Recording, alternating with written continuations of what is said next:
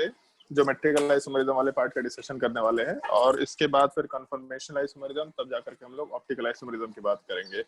उसमें सबसे पहला पार्ट जो हम लोग को डिस्कशन का है, जैसे जब हम लोग आइसोमेरिज्म का डिस्कशन किए थे, तो आइसोमेरिज्म वाले पार्ट में हम लोग सबसे पहला पार्ट मेंशन किए थे कि कॉन्स्टिट्यूशनल आइसोमर या फिर स्ट्रक्चरल आइसोमर होता है, सबसे पहला पार्ट।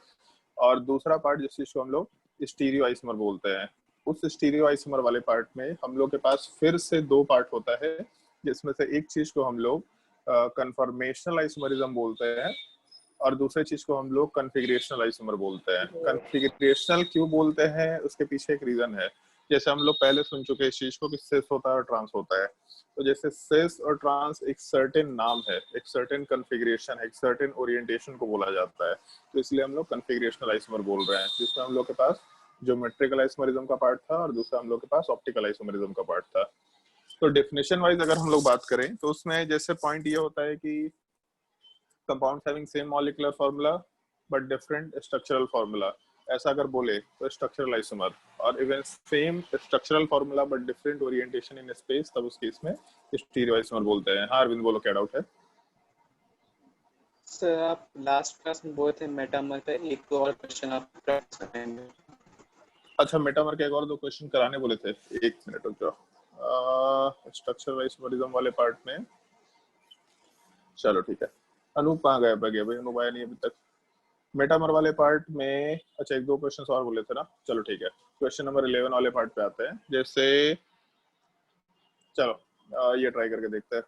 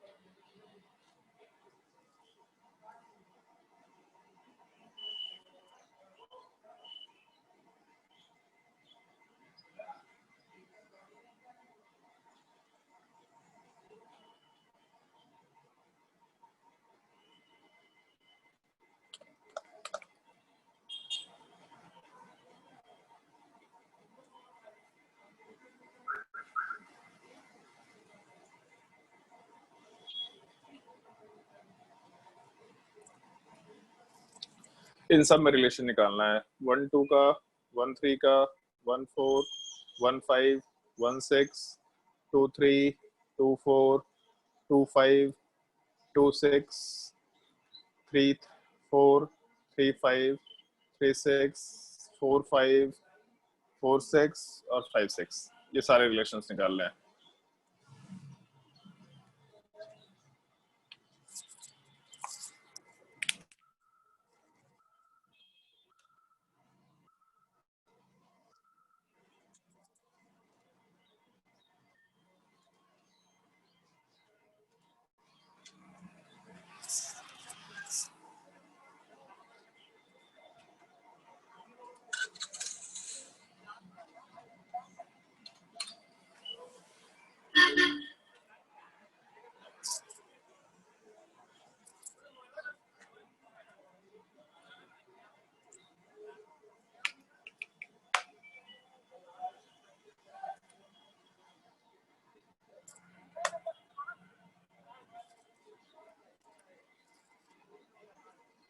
क्वेश्चन सिंपल सा है, बस बहुत सारे क्वेश्चंस इसमें दे रखे हैं, एक पार्ट है।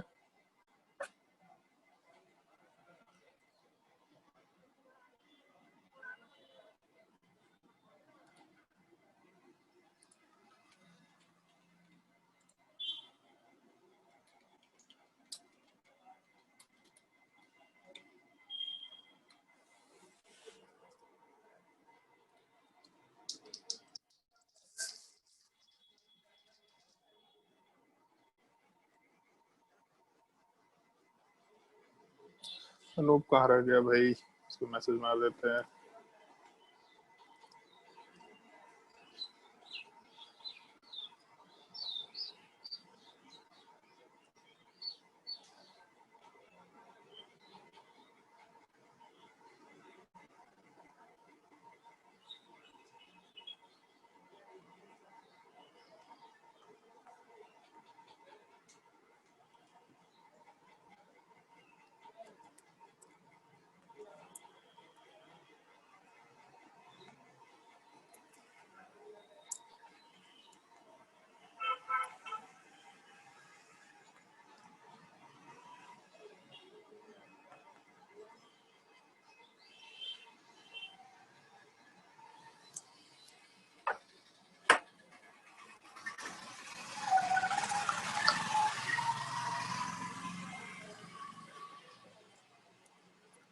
अद्वै 3-5 के बाद क्या है? क्या बोलेंगे? 3-5 3-5 के बाद आगे सीक्वेंस तो पैटर्न पकड़ लो, 1 के बाद 2 1 1 3 1 4 1 5 1 6, तो 3 5 3 6, फिर 4 5 4 6। अद्वै तुम्हारा नोमेनक्लेचर में बहुत गलती हुआ है इस बार, क्यों ऐसा? सब बोल रहे थे। सारा रूल्स भूल गए, प्रैक्टिस नहीं किया तुम नोमेनक्लेचर बहुत अच्छे से, और रूल्स भूलने की चीज है। देखो एक चीज ध्यान रखो, ऐसा नहीं है कि मेरा दिमाग बहुत अच्छा है तो उससे मेरा एग्जाम क्लियर होता है। कोई भी चीज का दिमाग के साथ साथ कुछ चीजें याद रखनी ही पड़ती है। तो मजा तो किसी को नहीं आता, हम तो खुद क्लास में बोले कि हमको पढ़ाने में बिल्कुल मजा नहीं आता। नोमेनक्लेचर बहुत याद रखने वाली चीज है, बट उससे काम नहीं चलेगा। मतलब मजा नहीं आने से तो काम नहीं चलेगा ना, याद तो रखना ही पड़ेगा लास्टली। तो इसीलिए इस चीज का थोड़ा ध्यान रखो, उन रूल्स को मन मार के एक बार प्रैक्टिस कर लो। एक बार प्रैक्टिस करेंगे तो बाद में ना तुमको उसी में मजा आने लगे, अरे यार हेडेक नहीं हो रहा, धीरे धीरे काम कर ले रहे हैं। बट क्वेश्चंस प्रैक्टिस कर लेना, उसको छोड़ना मत, ठीक है?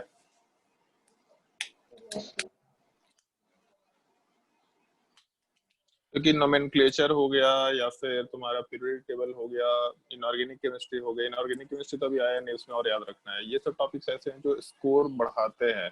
इनफैक्ट जो टॉप रैंकर्स होते हैं उनका इनऑर्गेनिक केमिस्ट्री में हमेशा 100% स्कोर होता है ऑलमोस्ट। एक दो क्वेश्चन गलत हुआ तो हुआ, अदरवाइज एकदम बिल्कुल सही स्कोर होता है, क्योंकि उसको दूसरे लोग याद नहीं करते। और इनको मालूम है कि उन सब क्वेश्चंस को हम विद इन 10 सेकंड सॉल्व करके अपना आंसर निकाल सकते हैं और 4 नंबर हम आराम से स्कोर कर सकते हैं, जबकि बाकी क्वेश्चंस में दिमाग लगाना पड़ेगा, 2 से 2.5 मिनट लगेगा। तो सबसे स्कोरिंग पार्ट और rank deciding part inorganic chemistry होता है एनी हाउ किसी भी एग्जाम में। अगर हम लोग ये इन लोगों की बात करें, मेडिकल के एग्जाम की बात करें, तो वहां भी इनऑर्गेनिक केमिस्ट्री बहुत बड़ा वेटेज रखता है। 180 मार्क्स के क्वेश्चंस में अप्रोक्सीमेटली उसमें 60 70 80 90 मार्क्स इनऑर्गेनिक केमिस्ट्री का होता है। 40% वेटेज अप्रोक्सीमेटली इनऑर्गेनिक केमिस्ट्री का होता है। तो याद रखना पड़ेगा, मजा नहीं आता, बट उसको याद रखने का सिंपल सा तरीका है, कभी खाली बैठे तो ऐसे 10 क्वेश्चन सॉल्व कर लिया, फिर कभी खाली बैठे फिर 10 क्वेश्चन सॉल्व कर लिया, फिर कभी खाली बैठे फिर 10 क्वेश्चन सॉल्व कर लिया, तो अपने आप याद होता चला जाएगा। हम वैसे ही याद किए थे, हम भी कभी बैठ के याद नहीं किए, बहुत बोरिंग लगता था, याद ही नहीं हो रहा। पर प्रैक्टिस करते गए, अपना दिमाग खुद से रिफ्लेक्स काम करते गया, तो प्रैक्टिस अच्छे से करना उसमें। हमको एक चीज ध्यान है, जब हम बॉम्बे पेस में गए थे, तो पहले हम पेस पढ़ाते थे, तो जब कॉलेज के बाद रिक्रूटमेंट होता है तो उसमें एग्जाम्स वगैरह होते हैं, नॉर्मली आपको जाके एग्जाम देना होता है। तो उसमें मेरा केमिकल बॉन्डिंग का एग्जाम था, जीओसी का एग्जाम था और मेटलर्जी का एग्जाम था। ये 3 टॉपिक का मेरा टेस्ट होने वाला था। तो हम जब बॉम्बे गए थे तो पता नहीं कौन से एरिया में रुके थे, बट बॉम्बे का जो हेड सेंटर था वहां से अप्रोक्सीमेटली 1.5 घंटे के डिस्टेंस पे था। तो हम ये सोचे कि चलो ठीक है यार, पता नहीं क्या याद है कि नहीं याद है, कुछ पता नहीं। तो हम जहाँ रुके थे, मेरे सीनियर थे केमिस्ट्री पढ़ाते थे वहाँ पे पेस में, तो हम उनसे तीनों बुकलेट कलेक्ट कर लिए, मतलब जाने से पहले वो तीनों बुकलेट। और हम कुछ नहीं किया, हम वहां से जाते हुए 1.5 घंटे तक में पूरा केमिकल बॉन्डिंग, मेटलर्जी और ये तुम्हारा जीओसी, ये तीनों का बुकलेट सॉल्व कर दिया। पूरा तीनों बुकलेट 1.5 घंटे में सॉल्व कर दिए। उसमें देखे जैसे बहुत सारे क्वेश्चन में कुछ गलती भी किया हम, तो उसमें देखा अच्छा आंसर ये है, फिर सोचेगा अच्छा हाँ इसमें ये चीज आता था, वो पूरा याद हो गया हमको रास्ते भर में ही। तो रिफ्लेक्स काम करता है, हम भूल गए थे कुछ फैक्ट्स, बट जैसे ही आंसर देखा तो याद आ गया, अच्छा अच्छा ये चीज हम ध्यान है, ऐसा पढ़े थे। बहुत अच्छा नंबर आया था मेरा मेटलर्जी के पेपर में, 97 मार्क्स आया था 100 में। तो मतलब याद रखने वाली चीजें मुश्किल होती है, लेकिन अगर अच्छे से प्रैक्टिस करेंगे तो रिफ्लेक्स काम करेगा। तुम हमसे सवाल पूछेगा, हम जवाब नहीं दे पाएंगे, लेकिन तुम 4 ऑप्शन देगा तो अच्छा ये वाला लग रहा था, ये आंसर होगा, क्योंकि अपने टाइम पे बहुत इस तरह का काम किया है। तो उसको प्रैक्टिस करना थोड़ा टाइम निकाल के, अगर टाइम में तो करो, नहीं तो तुम लोग के पास टाइम है 2 साल का सफिशिएंट, कोई दिक्कत नहीं है। 1 और 2 में क्या आंसर होगा? तो 1 और 2 में क्या रिलेशन होगा? मेटामर। 1 और 2 वाले पार्ट में मेटामर होना चाहिए। तो उसके आगे वाले पार्ट में अगर जाएंगे तो अच्छा, हाइड्रोजन्स का भी वेरिएशन होता है तो उसको भी मेटामर बोलते हैं। वो स्पेसिफिक केस में रहता है, अगर बेंजीन वाला चीज रहा तब उस केस में हम लोग मेटामर बोला करते हैं। मतलब बाकी केसेस में हम तो नहीं देखे हैं, बट अगर बेंजीन रिंग और 6 मेंबर रिंग जो हम लोग तुम्हारे एग्जांपल में डाले थे वर्कशीट में, तो उस केस में हम लोग मेटामर वर्ड यूज करते हैं, क्योंकि कार्बन चेन में अनसैचुरेशन वाला पार्ट चेंज हो जा रहा है वहां पे।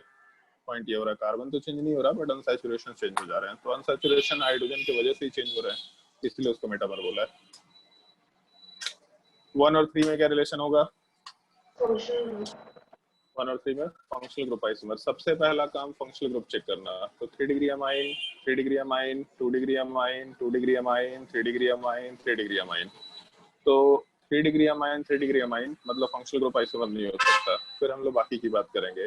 तो बाईवैलेंट या पॉलीवैलेंट फंक्शनल ग्रुप के केस में हम लोग बात कर रहे हैं यहाँ पे। 3 डिग्री अमाइन मतलब ट्राईवैलेंट है। अब इस ट्राईवैलेंट के एक तरफ 2 कार्बन, एक तरफ 2 कार्बन, एक तरफ 1 कार्बन, इसमें एक तरफ 3 कार्बन, एक तरफ 1 कार्बन, एक तरफ 1 कार्बन, तो एक साइड को तो सेम रखा, बट बाकी दो साइड्स के कार्बन चेन में साइमल्टेनियस वेरिएशन, एक तरफ से एक कार्बन उठा के दूसरी तरफ डाल दिया गया। तो अगर एक बाईवैलेंट या पॉलीवैलेंट फंक्शनल ग्रुप के दो साइड के कार्बन चेन में साइमल्टेनियस वेरिएशन है, तो वहां पे हम लोग आराम से मेटामर वर्ड यूज करते हुए काम कर सकते हैं। पहला चीज। अगर हम लोग 1 और 3 की बात करें तो 3 डिग्री अमाइन और यहाँ 2 डिग्री अमाइन, तो 3 डिग्री और 2 डिग्री अमाइन वाला पार्ट क्या होगा, तो फंक्शनल ग्रुप बताया था 1 degree 2 degree 3 degree amine are functional group isomer, तो फंक्शनल ग्रुप हो गया। अगर 1 और 4 की बात करेंगे तो भी यहाँ डिग्री अलग है, अगर डिग्री वाला पार्ट अलग है तो इस केस में वापस से फंक्शनल ग्रुप आइसोमर। 1 और 5 क्या होगा, सेम। 1 और 5 वाला पार्ट सेम या फिर आइडेंटिकल कंपाउंड, क्योंकि इससे मतलब नहीं है कि लेफ्ट में 2 कार्बन चेन, यहाँ लेफ्ट में 2 कार्बन चेन, राइट में 2 कार्बन चेन, यहाँ राइट में 1 कार्बन चेन, जबकि नीचे 1 कार्बन चेन और यहाँ नीचे 2 कार्बन चेन। हम लोग लेफ्ट राइट ऊपर नीचे से मतलब नहीं रखते हैं, क्योंकि 2 डायमेंशनल प्रेजेंटेशन है। हम लोग किसी भी दो साइड्स की बात करेंगे तो एक साइड में 2 का कार्बन चेन, यहाँ भी एक साइड में 2 का कार्बन चेन, एक साइड में 1 का कार्बन चेन, यहाँ एक साइड में 1 का कार्बन चेन, एक साइड में 2 का कार्बन चेन, यहाँ भी एक साइड में 2 का कार्बन चेन। मतलब 2 का कार्बन चेन 2 जगह था, 1 का कार्बन चेन 1 जगह था, एग्जैक्टली सेम स्ट्रक्चर है, कहीं कोई डिफरेंस नहीं है, तो 1 और 5 वाला पार्ट सेम हो जाएगा। 1 और 6 क्या होना चाहिए,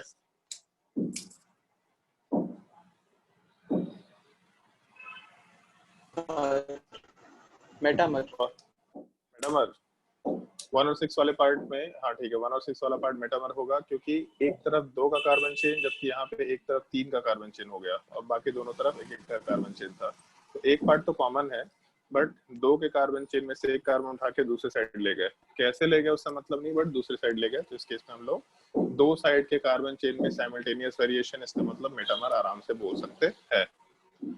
उसके बाद 2 और 3 में क्या रिलेशन होगा, functional group, functional group isomer, क्योंकि डिग्री से अलग है। 2 और 4 में फंक्शनल ग्रुप, 2 और 5 में क्या होना चाहिए, 2 और 5 मेटामर। अगर 1 और 5 सेम है तो 5 बोलो या 1 बोलो कोई दिक्कत नहीं है, तो 1 और 2 वाला पार्ट मेटामर है, 1 बोलो या 5 बोलो कोई डिफरेंस नहीं है, तो 2 और 5 वाला पार्ट मेटामर होगा।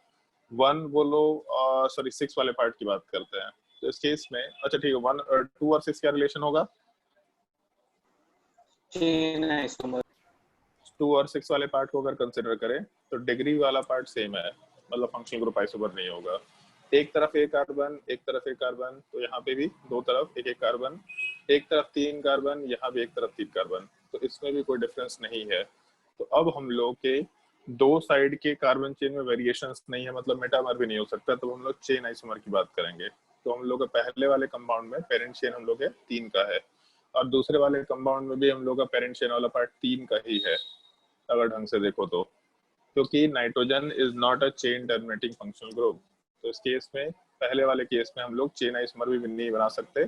अब 1 वाले पार्ट पे हम लोग का नाइट्रोजन है, मतलब पोजीशन में प्रोपेन 1 अमाइन लिखेंगे, जबकि नीचे वाले केस में 2 नंबर पे है, तो प्रोपेन 2 अमाइन, इसका मतलब 2 और 6 वाले पार्ट को अगर कंसिडर करें तो आराम से हम लोग चेन आइसोमर बोल सकते हैं। समझ आया?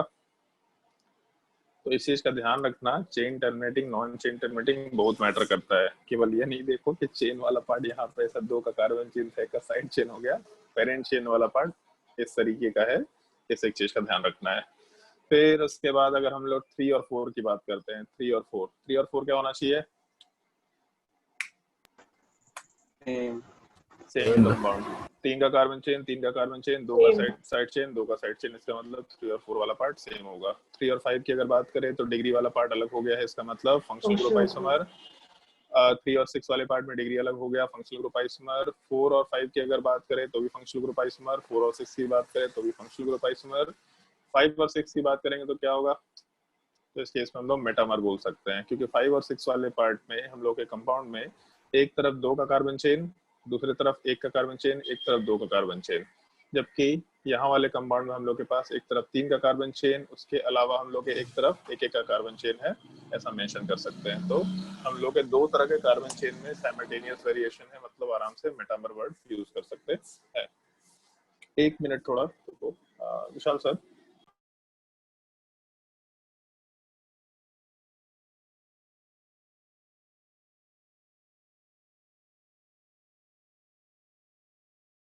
तो एक तो ये एग्जांपल था जो अपने को डिस्कस करना था, उसके अलावा एक और हम बहुत यूनिक एग्जांपल डिस्कस कर रहे हैं तुम लोग के सामने। 1 minute. Question number 12। Question number 11 में अगर किसी को कोई डाउट होगा तो आराम से पूछ लेना, और अगर डाउट नहीं है तो फिर हम लोग नेक्स्ट क्वेश्चन पे मूव करेंगे। क्वेश्चन नंबर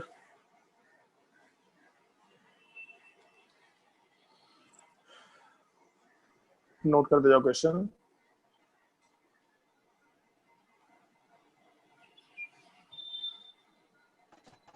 था शायद बुकलेट में। बुकलेट में था ये तो बुकलेट में है। ओके, बुकलेट में दे रखा है तो बुकलेट में दे रखा तो फिर छोड़ो, फिर सवाल को कर। सर मेटामर था। मेटामर था, फिर सवाल को करने की जरूरत नहीं। अगर उसमें कोई डाउट है तो पूछ सकते हैं, और अदरवाइज सवाल को सॉल्व करने की जरूरत नहीं है। क्वेश्चन नंबर 11 में अगर कोई डाउट है किसी को तो पूछ लो। एक्सप्लेन कर दीजिए फिर सर फिर भी। चलो ठीक है, एक बार एक्सप्लेन कर देते हैं। जैसे इसमें पहले वाले क्वेश्चन को और दूसरे वाले क्वेश्चन को अगर देखें तो जैसे इसको इस तरीके से समझो कि हम लोग के पास फंक्शनल ग्रुप वाले पार्ट में ईस्टर है और यहाँ भी ईस्टर है, नीचे वाले पार्ट में भी ईस्टर है और यहाँ भी ईस्टर है। इसका मतलब फंक्शनल ग्रुप वाला पार्ट सेम है, फंक्शनल ग्रुप आइसोमर तो नहीं हो सकता। सबसे पहला चीज, अगर फंक्शनल ग्रुप आइसोमर नहीं है तो फिर ये देखेंगे कि फंक्शनल ग्रुप बाईवैलेंट है या नहीं है। तो ईस्टर वाला पार्ट बाईवैलेंट फंक्शनल ग्रुप है, इसका मतलब मेटामर के चांसेस हो सकते हैं। अब इसमें दोनों जगह पे जो फंक्शनल ग्रुप है दोनों बाईवैलेंट है। तो पहले मान लो हम लोग ये पहले वाले पार्ट को देखते हैं। तो इस पहले वाले पार्ट में हम लोग का जो कार्बन वाला साइड है उसमें कितना कार्बन है, तो 1 कार्बन। और ये जो ऑक्सीजन वाला साइड है इस साइड में कितने कार्बन है टोटल, तो टोटल मिला करके 4 कार्बन है। और दूसरे वाले पार्ट को अगर कंसिडर करें तो दूसरे वाले कंपाउंड में या दूसरे वाले फंक्शनल ग्रुप वाले पार्ट के कार्बन वाले साइड में टोटल मिला करके 4 कार्बन है, और हम लोग के ऑक्सीजन वाले साइड में 1 कार्बन है, ऐसा बोल सकते हैं। सबसे पहला चीज, अगर मान लो नीचे वाले पार्ट को देखते हैं तो नीचे वाले पार्ट में हम लोग कार्बन वाले पार्ट में 1 कार्बन है और ऑक्सीजन वाले पार्ट में अभी भी 4 कार्बन है। मतलब इसमें कोई वेरिएशन नहीं हुआ, जैसा दिख रहा था वैसे ही नीचे आ गया। बट इसके अगर सेकेंड वाले पार्ट पे जाते हैं तो कार्बन वाले साइड में 1 कार्बन हो गया और ऑक्सीजन वाले साइड में टोटल मिला के 4 कार्बन हो गया। तो कार्बन के तरफ से 3 कार्बन उठा के ऑक्सीजन की तरफ डाल दिया गया। ऑक्सीजन के 3 कार्बन, 1 कार्बन वाले पार्ट में 3 कार्बन का हम लोग एडिशन कर दिए। तो बेसिकली 4 कार्बन में से 3 कार्बन उठा करके अगर हम लोग राइट साइड में डाल रहे हैं तो कार्बन चेन का साइमल्टेनियस वेरिएशन है दूसरे वाले यूनिट के अलोंग। तो इसलिए इस सेकेंड यूनिट की वजह से हम लोग यहाँ पे मेटामर वर्ड आराम से यूज करते हुए काम कर सकते हैं। समझ आया? Yes sir. तो अगर किसी को कोई भी डाउट है स्ट्रक्चरल आइसोमेरिज्म वाले पार्ट में तो पूछ सकता है, और अगर डाउट नहीं है तो फिर हम लोग इसके बाद नेक्स्ट पार्ट पे मूव करेंगे जो कि हम लोग का ज्योमेट्रिकल आइसोमर है। एक्सप्लेन कीजिए ना। बट नहीं करेंगे अभी बोला डाउट है नहीं सर, फिर से हम बोल रहे हैं ऑक्सीजन वाले साइड में माइक्रोफोन चेक कर रहा था, मेरे को लगा आवाज नहीं आ रहा है। शांत। ऑक्सीजन वाले साइड में 1 कार्बन है, कार्बन वाले साइड में 4 कार्बन है, और दूसरे वाले केस में ऑक्सीजन वाले साइड में 4 कार्बन है, कार्बन वाले साइड में मतलब कार्बोनिल कार्बन वाले साइड में 1 कार्बन है।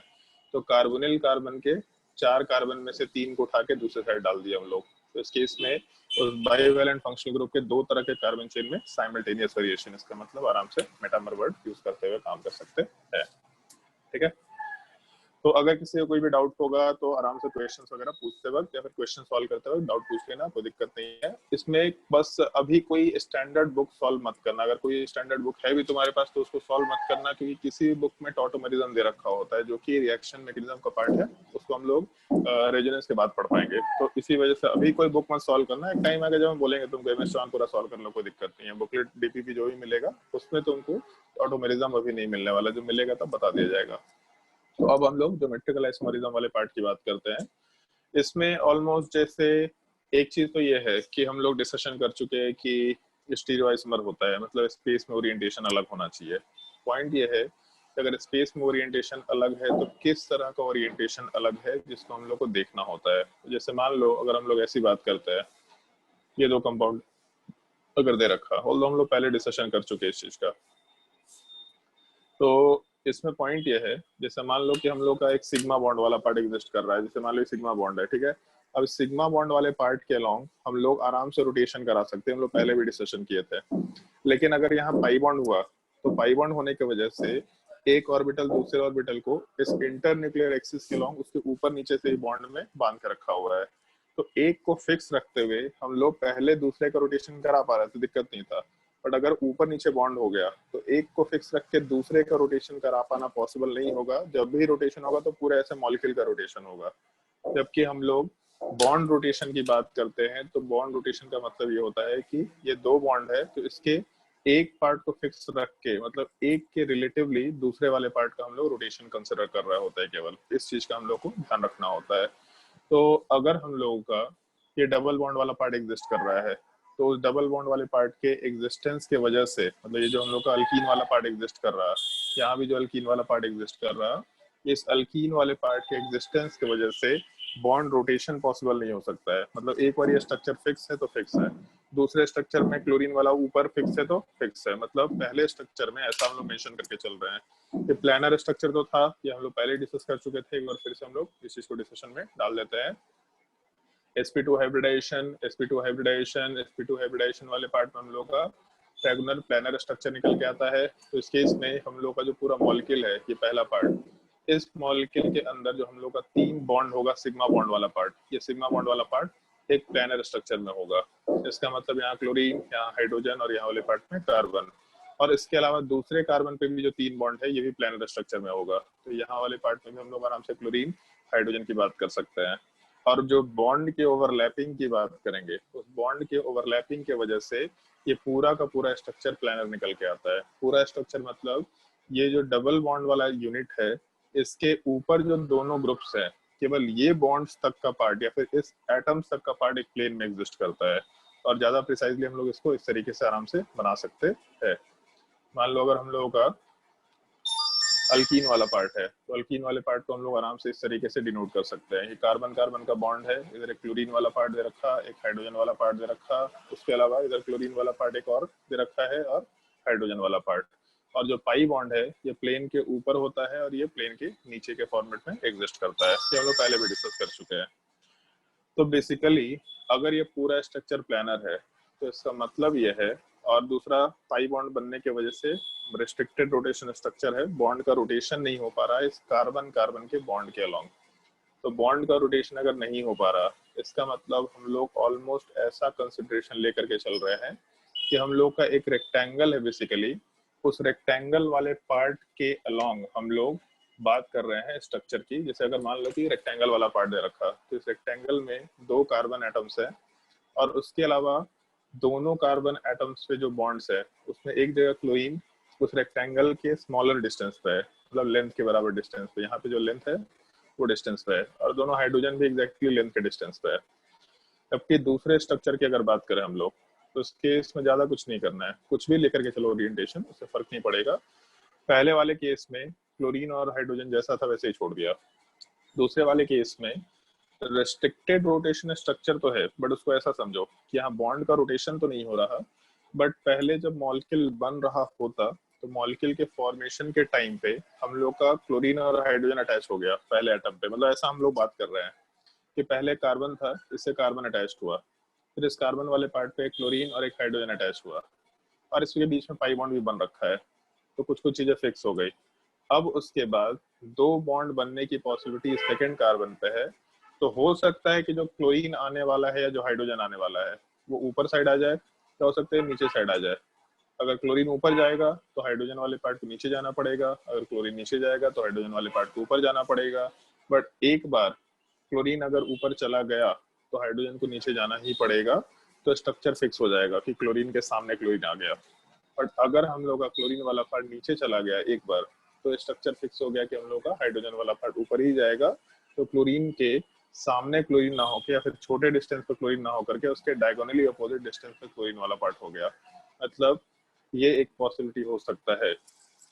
पहला स्ट्रक्चर अगर बना तो फिक्स्ड स्ट्रक्चर है, दूसरा भी स्ट्रक्चर अगर बना तो वो भी फिक्स्ड स्ट्रक्चर है। मतलब इन दोनों स्ट्रक्चर्स में वेरिएशंस नहीं है, दोनों स्ट्रक्चर्स आपस में फिक्स्ड हैं, यहाँ पे कोई वेरिएशन निकल के नहीं आ रहा है हम लोग के पास, ऐसा हम लोग बोलते हुए काम कर रहे हैं। तो पहला स्ट्रक्चर अगर बन गया तो ये फिक्स्ड है अपने आप में, अगर दूसरा स्ट्रक्चर बना तो भी ये फिक्स्ड है। उल्टा भी हो सकता था कि पहले वाले कार्बन पे क्लोरीन वाला पार्ट नीचे होता, हाइड्रोजन ऊपर होता, और जबकि दूसरे वाले पार्ट पे क्लोरीन और हाइड्रोजन जैसा था वैसे ही रह गया, तब भी इस केस में क्लोरीन का डिस्टेंस डायगोनल हो गया, हाइड्रोजन का डिस्टेंस भी डायगोनल हो गया। तो जब भी कभी, जैसे हम लोग पहले भी डिस्कशन कर चुके हैं, वैन डर वाल्स रिपल्शन होता है, दो एटम्स के इलेक्ट्रॉन्स के बीच में रिपल्शन होता है। तो क्लोरीन एटम बड़ा एटम है, नजदीक में है तो ज्यादा रिपल्शन होगा, दूर में है तो कम रिपल्शन होगा। उस रिपल्शन की वजह से स्टेबिलिटी बढ़ सकता है, घट सकता है, जितना ज्यादा रिपल्शन उतना लोअर स्टेबिलिटी, जितना कम रिपल्शन उतना ज्यादा स्टेबिलिटी। और हो सकता है डायपोल मोमेंट भी चेंज हो जाए, क्योंकि इन दोनों में अगर डायपोल मोमेंट कंपेयर करें तो सेकंड वाले पार्ट में डायपोल मोमेंट वाला पार्ट 0 है और पहले वाले केस में नॉन जीरो। तो डायपोल मोमेंट अगर नॉन जीरो है मतलब पोलर मॉलिक्यूल है, और polar molecule are more soluble in polar solvents, तो सॉल्युबिलिटी में फर्क पड़ेगा। दूसरा, गैसीय स्टेट से इस चीज को रिलेट कर सकते हैं कि बॉइलिंग पॉइंट वाला पार्ट जो है, अगर पोलर मॉलिक्यूल है मतलब डायपोल मोमेंट ज्यादा है तो van der Waals force of attraction ज्यादा होगा। इसका मतलब लिक्विफेक्शन की टेंडेंसी हाई होगी तो बॉइलिंग पॉइंट वाला पार्ट हाई निकल के आएगा। तो बॉइलिंग पॉइंट में वेरिएशन होगा, मतलब डायपोल मोमेंट अलग होने से boiling point, solubility, melting point में भी कुछ ना कुछ वेरिएशन होता है स्ट्रक्चर की वजह से। इसके अलावा स्टेबिलिटी वाले पार्ट में वेरिएशन है, तो फिजिकल प्रॉपर्टीज में वेरिएशन है। इनफैक्ट आगे जाने के बाद पता चलेगा कि कहीं कहीं पे केमिकल प्रॉपर्टीज में भी वेरिएशन है, रिएक्टिविटी में भी वेरिएशन होता है। तो अगर दो ओरिएंटेशंस के वजह से, मतलब डिफरेंट ओरिएंटेशंस की वजह से अगर फिजिकल केमिकल प्रॉपर्टी में वेरिएशन हो गया, तो उस केस में फिक्स्ड ओरिएंटेशन होते हुए हम लोग का अगर स्पेस का ओरिएंटेशन अलग है, तो इस तरह के ओरिएंटेशन वाले पार्ट को हम लोग ज्योमेट्रिकल आइसोमर बोलते हैं, जिसमें किसी भी दो एटम का रिलेटिव डिस्टेंस स्पेस में चेंज हो रहा हो। फिक्स ओरिएंटेशन होते हुए हम लोग ऑप्टिकल आइसोमरिज्म की बात करते हैं, बट वहां पे कोई दो एटम का रिलेटिव डिस्टेंस चेंज नहीं होता। फिक्स्ड स्ट्रक्चर्स में सिमिलर टाइप के स्ट्रक्चर होते हुए, जैसे स्ट्रक्चर का मतलब क्या है कि पहले कार्बन पे हम लोग अगर स्ट्रक्चर रिप्रेजेंट करें तो एक हाइड्रोजन है और एक क्लोरीन है, दूसरे कार्बन पे एक हाइड्रोजन है और एक क्लोरीन है, तो स्ट्रक्चर फिक्स्ड है। अगर नोमेनक्लेचर बोलेंगे तो स्ट्रक्चर फिक्स्ड है। तो सिस स्ट्रक्चर हो, ट्रांस स्ट्रक्चर हो, मतलब नहीं उससे, हमेशा दो कार्बन, पहले कार्बन पे हाइड्रोजन क्लोरीन, दूसरे कार्बन पे हाइड्रोजन क्लोरीन, फिक्स है बिल्कुल। बट जब हम लोग उसके आगे डिटेल में स्पेस की ओरिएंटेशन की बात करेंगे तो एक फिक्स्ड स्ट्रक्चर स्पेस का, दूसरा फिक्स्ड स्ट्रक्चर स्पेस का, दोनों आपस में डिफरेंट टाइप का था, जिसके वजह से दोनों के फिजिकल प्रॉपर्टीज में वेरिएशन हुआ। और आपस में डिफरेंट टाइप का क्यों था? क्योंकि कोई भी दो एटम का स्पेस में रिलेटिव डिस्टेंस अलग है, कोई भी दो पार्टिकुलर एटम का स्पेस में रिलेटिव डिस्टेंस अलग है। इसके वजह से हम लोग यहाँ पे ज्योमेट्रिकल आइसोमरिज्म वाले पार्ट की बात कर रहे हैं। इस एक चीज का थोड़ा अपने को ध्यान रखना होता है। तो इस स्ट्रक्चर वाले पार्ट में जैसे हम लोग एक छोटा सा चीज मेंशन कर सकते हैं, एक मिनट। हाँ बाबूला जी बोल। इसमें जैसे हम लोग एक छोटा सा चीज ऐसा बोलते हुए काम कर सकते हैं कि ज्योमेट्रिकल आइसोमर क्या होता है, तो कुछ फिक्स्ड स्ट्रक्चर होते हुए कोई भी दो एटम का रिलेटिव डिस्टेंस अगर स्पेस में चेंज हुआ तो this is called as geometrical isomer. Point ये है कि हम लोग इस चीज का कैलकुलेशन कैसे, एक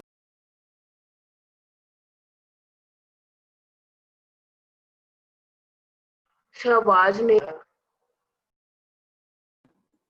स्क्रीन भी फ्रीज हो गया। हेलो हाँ एक मिनट। तो उस केस में हम लोग इसे नॉर्मली ऐसा करते हैं कि ज्योमेट्रिकल आइसोमर क्या होता है इसका डेफिनेशन नहीं डालते हम लोग, बस ये बोल सकते हैं it is a type of stereo isomer. Stereo isomer में हम लोग कैसे स्टीरियो आइसोमर की बात कर रहे हैं, तो कोई भी ऐसा फिक्स्ड स्ट्रक्चर टाइप का पार्ट जिसमें दो एटम्स का रिलेटिव डिस्टेंस चेंज हो रहा हो। तो पॉइंट यहाँ से हम लोग डिस्कशन में ये शुरू करते हैं कि ज्योमेट्रिकल आइसोमर क्या होता है समझ लो, बट ज्योमेट्रिकल आइसोमर कैसे पता करेंगे कि कोई मॉलिक्यूल ज्योमेट्रिकल आइसोमर शो या कर रहा है या नहीं कर रहा, इस चीज के ऊपर हम लोग मोस्टली डिस्कशन किया करते हैं। और उस केस में नॉर्मली हम तुम लोगों को तीन कंडीशंस के फॉर्मेट में इस चीज को डिवाइड कर दिया करेंगे, जिसमें कंडीशन फॉर ऐसा लिख देते हैं, कंडीशन फॉर ज्योमेट्रिकल आइसोमरिज्म। तीन कंडीशंस में इस फॉर्मेट को हम डिवाइड कर दिया करते हैं नॉर्मली, जिसमें सबसे पहला कंडीशन ये होता है restricted rotation structure must be present। और restricted rotation structure वाले पार्ट को अगर हम कंसिडर करें, एक मिनट, must be present। और इसमें हम लोग नॉर्मली अल्कीन की बात करते हैं, मतलब बेसिकली पाई बॉन्ड वाला पार्ट हो गया, अल्कीन या अल्काइन कंसिडर कर सकते हैं। वैसे एक चीज है कि अल्काइन होगा तभी भी हम लोग का ज्योमेट्रिकल आइसोमर नहीं होगा, बट रिस्ट्रिक्टेड रोटेशन स्ट्रक्चर है वो, क्योंकि अल्काइन में 2 पाई बॉन्ड है, बिल्कुल रोटेशन पॉसिबल नहीं हो सकता है। बाकी हम लोग एक बार जब जीओसी पढ़ेंगे तो जीओसी वाले पार्ट में जब हम लोग बॉन्ड लेंथ बॉन्ड ऑर्डर पढ़ेंगे तो उसमें हम लोग का ये डिस्कशन होता है कि बॉन्ड रोटेशन का टेंडेंसी कैसे हो सकता है। मतलब किसी एक पार्टिकुलर बॉन्ड में, जैसे मान लो ऐसा कंपाउंड दे रखा, ये कंपाउंड दे रखा और अगर ये कंपाउंड दे रखा, और इसमें बोला है कि पाई बॉन्ड तो दोनों जगह पे है, बॉन्ड रोटेशन का टेंडेंसी ज्यादा किसमें है। तो इस तरह का टेंडेंसी हम लोग कंपेयर कर सकते हैं बॉन्ड ऑर्डर से रिलेट करके, तो हम लोग वहां पे इस चीज का डिस्कशन करेंगे ओवरऑल, ठीक है। तो अभी के लिए जैसे अल्कीन हो गया, अल्काइन हो गया, बेसिकली पाई बॉन्ड है। अगर पाई बॉन्ड है तो रिस्ट्रिक्टेड रोटेशन स्ट्रक्चर है, क्योंकि यहाँ पे रोटेशन नहीं हो सकता है बॉन्ड का, एक पार्ट को फिक्स करते हुए दूसरे का रोटेशन कराना है, पहला चीज। और दूसरा, हम लोगों का रिंग का स्ट्रक्चर, अब तो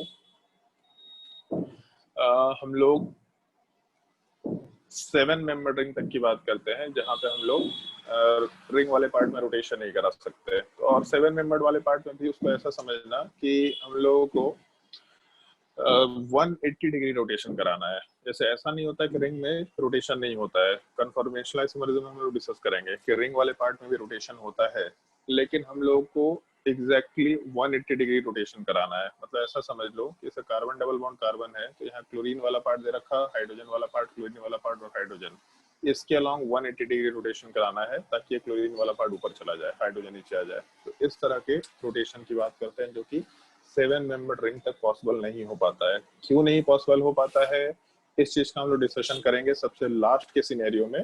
बट अभी के लिए 7 मेंबर रिंग में अगर हम लोग बात करते हैं तो रिस्ट्रिक्टेड रोटेशन स्ट्रक्चर के तरह ही एग्जैक्टली एग्जिस्ट करता है। उसके आगे हो सकता है कि 180 डिग्री रोटेशन हो जाए, ऐसा ओरिएंटेशन पॉसिबल हो सकता है, हम लोग आगे डिस्कशन करेंगे उस चीज का।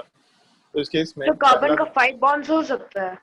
कार्बन का 5 बॉन्ड्स एग्जिस्ट कर गया है 3-4 साल पहले, अब बताए भी थे तुम लोगों को कि हम कहीं देखे थे रिसर्च आर्टिकल में कि कार्बन 5 बॉन्ड बना के एग्जिस्ट कर रहा है, 2-3 मॉलिक्यूल्स ऐसे मिले हैं नेचर में, तो इसलिए। लेकिन हम लोग के सिलेबस में नहीं है, होता होगा बट हम लोग सिलेबस के स्कोप से अब बाहर है। बताए सर।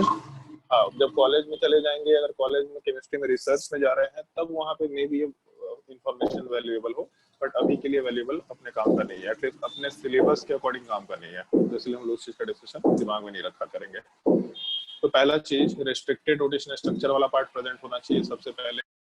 और दूसरा पार्ट फिर इसके बाद हम लोग ऐसा मेंशन कर सकते हैं, जैसे इस स्टेटमेंट का सेंस क्या है, इस चीज को हम लोग आगे एक्सप्लेन करेंगे, बट अभी के लिए बस ऐसा मेंशन कर लेते हैं, the groups present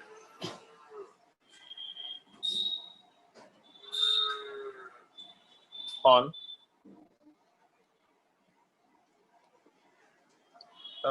any atom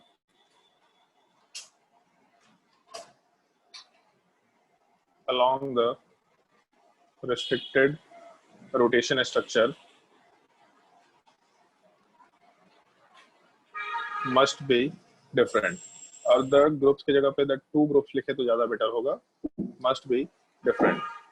in fact आगे जाके पता चलेगा, जैसे हम लोग अगर कोऑर्डिनेशन कंपाउंड की बात करते हैं, तो कोऑर्डिनेशन कंपाउंड वाले पार्ट में केवल 2 ग्रुप नहीं होता, ज्यादा भी हो सकता है। इनफैक्ट वहां पे डबल बॉन्ड भी नहीं होता, वहां पे कुछ अलग टाइप का चीज होता है। तो the 2 groups present on any atom along the restricted rotation structure must be different. इसका मतलब क्या है, इसको आगे एक्सप्लेन करेंगे। और एक्चुअल में हम लोग पहला चीज और दूसरा चीज बोल क्यों रहे हैं, तो उसके पीछे सिंपली एक ही फंडा है, the relative distance between any 2 group. और ग्रुप का मतलब हो सकता है सिंगल एटम हो या फिर ग्रुप ऑफ एटम्स हो, उससे कोई दिक्कत नहीं है। Between any 2 group along the restricted rotation structure must be different या must change। एक्चुअल में यही थर्ड कंडीशन है, ये थर्ड कंडीशन ही सब कुछ है, क्योंकि हम लोग बात ही ये कर रहे थे कि हम लोग ज्योमेट्रिकल आइसोमर बोल रहे थे जब 2 एटम्स का डिस्टेंस स्पेस में चेंज हो रहा हो, एक फिक्स्ड स्ट्रक्चर में 2 अलग अलग टाइप की पॉसिबिलिटीज है। पॉइंट यही है, हम लोग करना यही होता है, लेकिन इसको स्पेस में समझाना मुश्किल होता है, तो इसलिए इस चीज को थोड़ा सिंप्लीफाई करने के लिए हम ये 2 कंडीशंस के ऊपर बात कर रहे हैं। कि रिस्ट्रिक्टेड रोटेशन स्ट्रक्चर होना चाहिए। और उसके बाद इस तरह का सेकंड सिनेरियो कि हम लोगों के उस रिस्ट्रिक्टेड रोटेशन स्ट्रक्चर के अलोंग जो एटम्स हैं, उन एटम्स के ऊपर जो ग्रुप्स हैं वो आपस में डिफरेंट होने चाहिए। तो उससे ज्योमेट्रिक आइसोमर आराम से जज कर सकते हैं। जैसे क्वेश्चंस के फॉर्मेट में काम करेंगे, 3D स्ट्रक्चर दिखा सकते हैं। क्या कर सकते हैं? 3D स्ट्रक्चर दिखा सकते हैं। हाँ, 3D स्ट्रक्चर दिखा सकते पूछ रहा है क्या? Yes sir. हाँ, 3D स्ट्रक्चर हम दिखा देंगे, कोई दिक्कत नहीं। इनफैक्ट जैसे मेरे हाथ से चीज दिखाना कुछ कुछ केसेस में आसान होगा, लेकिन कुछ कुछ सिनेरियो में सर आप जैसे वीडियो ऑन किए हुए हैं क्या? हाँ, आप पिन करना भूल गए थे, इतने देर से दिखाई नहीं रहा है। तुम लोगों को दिख नहीं रहा। एक मिनट, अभी दिख रहा है? Yes yes sir. Yes sir. उसको वीडियो को केवल स्पॉटलाइट करना होता है तो काम हो जाता है। ठीक है, तो उसमें जैसे नॉर्मली हम ऐसे हाथ वगैरह से स्ट्रक्चर बना के दिखाएंगे तो ज्योमेट्रिकल आइसोमर उससे समझ में आएगा। और जब हम लोग कन्फर्मेशनल आइसोमरिज्म की बात करेंगे तो कन्फर्मेशनल आइसोमरिज्म में फिजिकल प्रेजेंट जरूरी है। तो फिजिकल प्रेजेंट तो हो नहीं सकता, तो उसमें एनिमेशंस के थ्रू तुमको बहुत अच्छे तरीके से दिखाएंगे कि कन्फर्मेशनल आइसोमरिज्म में ग्रुप्स वगैरह कैसे एग्जिस्ट करते हैं। बाकी मेरे पास जो मॉलिक्यूलर मॉडल है, अगर हमको लगता है कि उसके तरीके से काम करके भी मेरा काम हो जाएगा तो उसी के थ्रू दिखा देंगे। बट अदरवाइज जैसे हम जब 12 वालों को पढ़ा रहे थे तो हम एनिमेशंस के थ्रू दिखाए थे, तो एनिमेशंस के थ्रू काम करना मेरे लिए आसान हो गया था। उसमें ज्यादा इजीली 3 डायमेंशनल स्ट्रक्चर को ऐसे वीडियो में प्रोजेक्ट कर पा रहे थे, तो वो चीज आराम से तुमको समझ में आएगा। तो जैसे मान लो कि हम लोग ये जो पॉइंट्स की बात कर रहे हैं, उस पॉइंट्स में हम लोग नॉर्मली ऐसा बोल रहे थे कि ये हम लोग का प्लेनर स्ट्रक्चर है। तो एक क्लोरीन ऊपर है और दूसरे साइड में भी क्लोरीन है, मतलब जो दोनों थंब है ये दोनों क्लोरीन है, और नीचे जो दोनों फिंगर है, मतलब लिटिल फिंगर, ये मेरा हाइड्रोजन है। तो एक स्ट्रक्चर, ये पूरा प्लेनर स्ट्रक्चर है। इस प्लेनर स्ट्रक्चर में एक क्लोरीन क्लोरीन सेम साइड में, और दूसरा अगर मान लो घूम गया, तो इस पार्टिकुलर स्ट्रक्चर में जो दोनों क्लोरीन है वो अपोजिट साइड में चले गए। एक क्लोरीन ऊपर के साइड में और एक क्लोरीन नीचे के साइड में, तो ये दोनों क्लोरीन अपोजिट डायरेक्शन में चला गया। इसका मतलब हम लोग का जो डिस्टेंस है वो शुरुआत में कम था, अभी डिस्टेंस वाला पार्ट बढ़ गया। इस चीज को हम लोग ज्योमेट्रिकल आइसोमर बोल रहे हैं। प्रॉब्लम ये होता है कि बार बार ऐसा सोच पाना मुश्किल हो जाता है कि हम लोग का रिलेटिव डिस्टेंस चेंज होगा कि नहीं होगा। पॉइंट लास्टली वाला पार्ट मेन है, बट इसको समझ पाना मुश्किल होता है, तो हम लोग नॉर्मली इस चीज को थोड़ा ब्रेक करना शुरू करते हैं पॉइंट्स में, जिसमें 2 पॉइंट्स का थोड़ा ध्यान रखना होता है। पहला पॉइंट ये, alkyne alkyne basically pi bond होना चाहिए, और दूसरा रिंग वाला पार्ट अगर हुआ तब भी उस केस में हम लोग आराम से एक ज्योमेट्रिकल आइसोमर के लिए रिस्ट्रिक्टेड रोटेशन स्ट्रक्चर का कंडीशन फुलफिल कर सकते हैं। तो कैसे होता है ये चीज, उस चीज का एक एक करके डिस्कस। सर म्यूट हो गए। यस, आपको आवाज नहीं आ रहा है। CH2 double bond CH2। तो इस केस में जैसे हम कंडीशन की आवाज नहीं आया था बीच में। अरे यार, ज्योमेट्रिकल आइसोमर दिख रहा था। जैसे हम लोग ज्योमेट्रिकल आइसोमर की बात करते हैं। एक मिनट रुक जाओ, एक मिनट। सर एक होस्ट, एक और होस्ट। हाँ ठीक है, अभी आवाज आ रहा है क्लियर? Yes sir. हाँ चलो ठीक है। यस तो ओके, चलो तो जैसे ध्यान दो, अगर मान लो कि हम लोग यहाँ दो पे स्मार्ट ट्रिप है। एक मेरे फोन से चल रहा है, उसमें माइक काम नहीं कर रहा, पता नहीं क्या एरर है। तो इस केस में जैसे मान लो कि हम लोग एक कंपाउंड दे रखा और इसमें ज्योमेट्रिकल आइसोमर वाला पार्ट कंसीडर करना है कि ये शो करेगा कि नहीं करेगा, तो सारे कंडीशंस चेक करेंगे। सबसे पहला condition, restricted rotation structure exist कर रहा है या नहीं कर रहा। तो एक जगह हम लोग को पाई बॉन्ड दिख रहा है, इसका मतलब अल्कीन वाला स्ट्रक्चर है, तो रेस्ट्रिक्टेड रोटेशन स्ट्रक्चर तो एग्जिस्ट कर रहा है, कोई दिक्कत नहीं है। दूसरे कंडीशन की बात करते हैं। एक रेस्ट्रिक्टेड रोटेशन स्ट्रक्चर वाले पार्ट के अलोंग जो एटम्स है, उन एटम्स के ऊपर जो ग्रुप्स है, नो होगा अभी के लिए नो होगा, बट हम डिस्कशन कर रहे हैं एक करके पॉइंट का, कि इस रेस्ट्रिक्टेड रोटेशन स्ट्रक्चर के अलोंग जो दोनों एटम्स है, उन दोनों एटम्स के ऊपर जो ग्रुप्स है वो आपस में सेम नहीं होने चाहिए। आपस में मतलब ये जो एटम है इसके ऊपर जो दोनों ग्रुप है ये आपस में सेम नहीं होना चाहिए, या फिर सेकंड कार्बन के ऊपर जो दोनों ग्रुप है ये आपस में सेम नहीं होना चाहिए। अगर ये दोनों सेम हो गए तो कोई दिक्कत नहीं है, ये आपस में सेम हो गए तभी भी ज्योमेट्रिकल आइसोमर होगा। लेकिन रेस्ट्रिक्टेड रोटेशन स्ट्रक्चर के अलोंग एक पार्टिकुलर एटम के ऊपर जो दोनों ग्रुप्स है वो आपस में सेम नहीं होने चाहिए। तो ये दोनों ग्रुप अगर आपस में सेम है तो ज्योमेट्रिकल आइसोमर शो नहीं करेगा, क्योंकि सेकंड कंडीशन फुलफिल नहीं हो रहा। और इसमें तो दोनों जगह पे चीजें सेम है, इसका मतलब ओवरऑल ज्योमेट्रिकल आइसोमर वाला पार्ट अगर हम कंसीडर करना शुरू करें तो यहाँ पे नहीं होने वाला है। पहला एग्जांपल, मान लो ऐसा स्ट्रक्चर लेके चलते हैं CH3 CH double bond CH2। तो इस केस में पहला कंडीशन डबल बॉन्ड दिख रहा, रिस्ट्रिक्टेड रोटेशन स्ट्रक्चर फुलफिल है। दूसरा कंडीशन, इस रिस्ट्रिक्टेड रोटेशन स्ट्रक्चर के अलोंग जो एटम्स है, तो ये पहला कार्बन एटम जिसपे एक CH3 ग्रुप है और दूसरा एक हाइड्रोजन ग्रुप है, तो इस कार्बन के ऊपर जो दोनों ग्रुप्स है वो दोनों आपस में अलग हो गए। बट जो दूसरा कार्बन है इस पे दोनों हाइड्रोजन है, इसका मतलब एक पार्टिकुलर साइड में उस रिस्ट्रिक्टेड रोटेशन स्ट्रक्चर के एक पार्टिकुलर साइड में जो एटम था उसके ऊपर दोनों ग्रुप सेम है, तो सेकंड कंडीशन फुलफिल नहीं हो रहा, मतलब ज्योमेट्रिकल में शो नहीं कर सकते।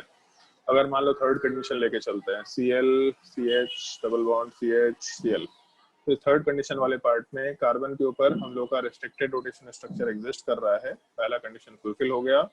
सेकंड कंडीशन वाले पार्ट में कार्बन के ऊपर Cl और H है, यहाँ भी Cl और H वाला पार्ट दे रखा, तो इस पहले एटम पे दो ग्रुप्स दोनों अलग दे रखे और दूसरे एटम पे भी जो दो ग्रुप्स है ये दोनों भी अलग दे रखे, मतलब सेकंड कंडीशन भी फुलफिल हो गया। तो अगर पहला कंडीशन फुलफिल हो गया, सेकंड कंडीशन फुलफिल हो गया, तो इस तरह के सिंपल सिनेरियोज में, मतलब जो भी हम लोग केसेस डिस्कस कर रहे हैं, इस तरह के सिंपल सिनेरियो में by default third condition fulfil होगा, तो केवल पहला दूसरा चेक करना है इन सब केसेस में, मॉलिक्यूल ज्योमेट्रिकल में शो करेगा ही करेगा। हाँ अरविंद बोलो। ज्योमेट्रिकल आइसोमर्स का नोमेनक्लेचर सेम होता है? ज्योमेट्रिकल आइसोमर्स का नोमेनक्लेचर तो सेम होता है बट छोटे से डिफरेंस के साथ। जैसे मान लो अगर नोमेनक्लेचर करते हो तो उसमें नोमेनक्लेचर में सिस वर्ड यूज कर सकते हैं, हम लोग ट्रांस वर्ड यूज कर सकते हैं। अगर ज्योमेट्रिकल आइसोमर का प्रॉपर स्ट्रक्चर दिया तो सिस ट्रांस, आगे जाने के बाद पता चलेगा कि एक और नोमेनक्लेचर होता है EZ, सिन एंटी भी नोमेनक्लेचर होता है, ये सब नोमेनक्लेचर मेंशन करेंगे हम लोग, तो इस केस में EZ ऐसा करके मेंशन करते हुए काम कर सकते हैं। तो नोमेनक्लेचर अगर हम लोग 3 डायमेंशनल स्ट्रक्चर के साथ मेंशन करें तब अलग होगा, अदरवाइज फिर स्ट्रक्चर के भी सेम है। तो नोमेनक्लेचर केवल स्ट्रक्चर के ऊपर डिपेंड कर रहा है कि हर एक पार्ट किस तरीके से बॉन्डेड है, स्पेस में कैसा ओरिएंटेड है मतलब नहीं है, किस तरीके से बॉन्डेड है, नोमेनक्लेचर वाला पार्ट एग्जैक्टली सेम रहेगा। तो इस केस में जो थर्ड वाला पार्ट है उसमें भी हम लोग का ज्योमेट्रिकल एस्पेक्ट वाला पार्ट शो करेगा क्योंकि पहला दूसरा कंडीशन फुलफिल हो रहा है। जैसे मान लो अगर हम लोग फोर्थ कंपाउंड की बात करते हैं, फोर्थ क्या तुम लोग ट्राई करके देखो इससे आगे वाले क्वेश्चंस को।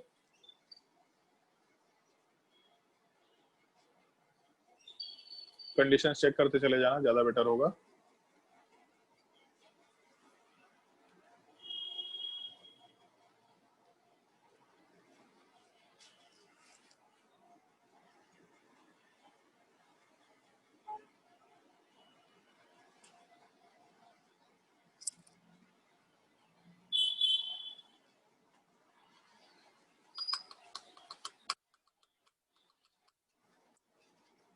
क्वेश्चंस नोट करते जाओ अपने कॉपी में।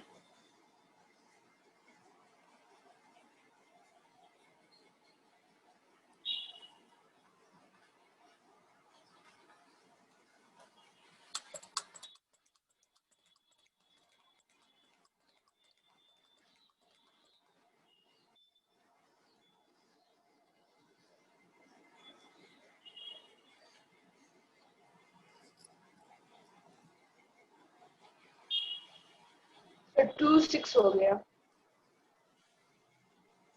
अरे चलो बढ़िया है, हम तो सोच रहे कि 10 क्वेश्चंस करना था, 6 7 8 9।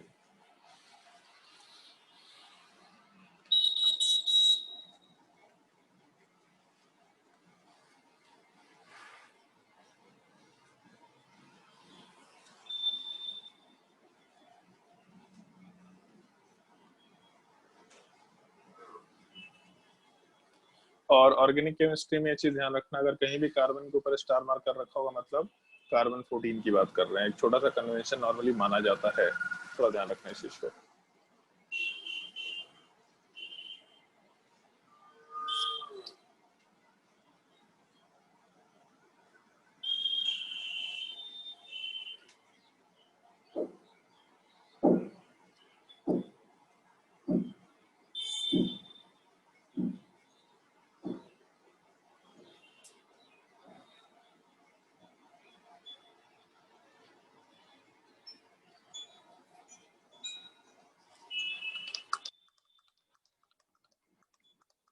फिर क्वेश्चन 8 दिखाइए ना। सर 1 to 4 दिखाइए ना। 1 2 दिखा है, 1 2 क्या देखना है तुमको? अच्छा जी ठीक। 1 2 तो सॉल्व किया हुआ है। तो 4 दिखा। क्वेश्चन नंबर 4 4 4 दिखा दीजिए। पहले क्वेश्चन नोट करते जाओ, सॉल्व एक ही बार कर लेना, क्योंकि बहुत सारे क्वेश्चन देंगे इसमें भी हम।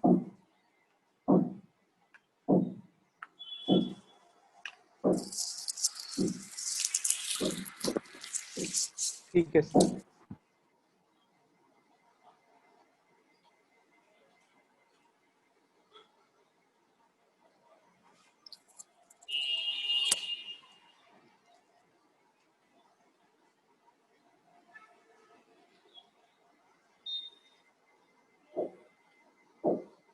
क्वेश्चन नंबर 8 अगर हो गया होगा तो 9, 10, 11, 12, 13 देख लो, और अभी और क्वेश्चन नोट करने हैं।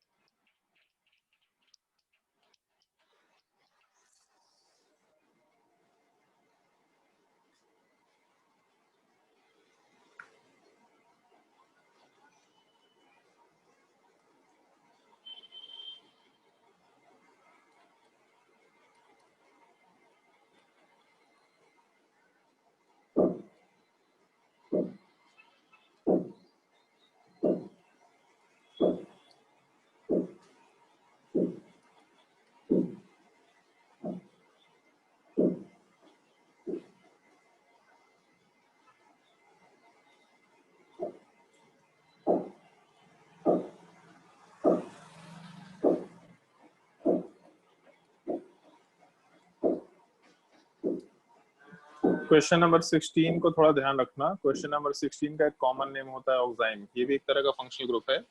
कार्बन पे डबल बॉन्ड नाइट्रोजन होगा और नाइट्रोजन पे OH ग्रुप होगा, तो इस चीज को हम लोग ऑक्साइम बोला करते हैं।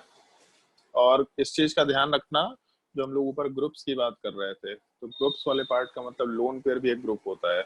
लोन पेयर की वजह से भी मॉलिक्यूल का स्पेस में ओरिएंटेशन फिक्स होता है, तो इसलिए कोई एटम अगर नहीं है तो लोन पेयर भी चेक करते हुए काम करना है। सर पीएच फिनॉल के लिए है ना? Yes, sorry phenyl. Phenyl group benzene ring.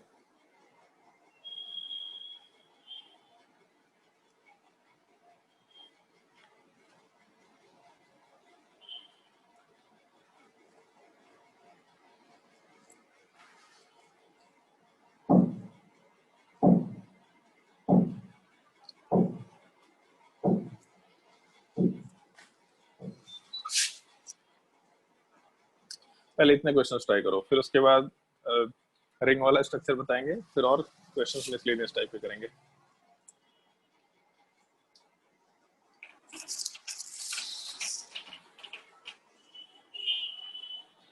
Sir 5 minute में हो जाएगा इतना कुछ?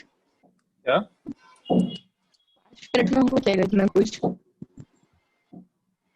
समझ नहीं आ रहा क्या बोल रहा है। सर क्लास का टाइमिंग अब 2:30 बजे तक ही लिखे थे। अच्छा, क्लास का टाइमिंग 2:30 बजे तक की है क्या? कोई बात नहीं, ट्राई करो सवाल।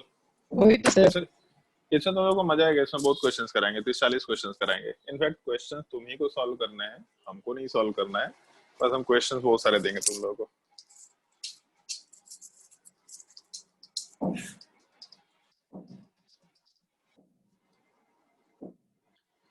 या फिर एक काम कर सकते हैं, 1 मिनट सॉल्व मत करो क्वेश्चन, चलो ध्यान दो।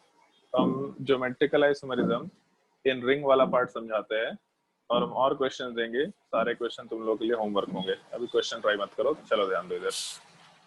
जैसे ज्योमेट्रिकल आइसोमेरिज्म इन रिंग की अगर बात करते हैं, तो रिंग वाला पार्ट रेस्ट्रिक्टेड रोटेशन स्ट्रक्चर तो है, क्योंकि उसमें 180 डिग्री रोटेशन नहीं हो सकता। जैसे उसको इस तरीके से समझो कि मान लो एक हम लोग का 4 मेंबर रिंग है, तो 4 मेंबर रिंग में अगर हम लोग इस बॉन्ड के अलॉन्ग रोटेशन कराना चाहते हैं एक एटम को फिक्स रख के, तो एक एटम को फिक्स रखने का मतलब है कि ये पार्ट इधर ही रहेगा, जबकि यहाँ अगर रोटेशन कराएंगे तो इसको उठा करके दूसरे साइड लेके जाना पड़ेगा। तो ये तरह का स्ट्रक्चर कुछ निकल के आ रहा है, मतलब ये पार्ट दूसरी साइड चला जाएगा। हो सकता है चला जाए, उसमें कोई दिक्कत नहीं है, लेकिन ये तब जा पाएगा जब यहाँ और यहाँ के बीच का जो डिस्टेंस है वो कार्बन कार्बन का बॉन्ड कवर कर ले। जैसे उसको ऐसा समझ सकते हैं, वैसे मान लो कि एक ऐसा डंडा टाइप का है, एक पाइप है, उस पाइप में हम लोग एक रस्सी बांध रखे हैं, यहाँ से लेकर के यहाँ तक एक रस्सी बांध रखे हैं।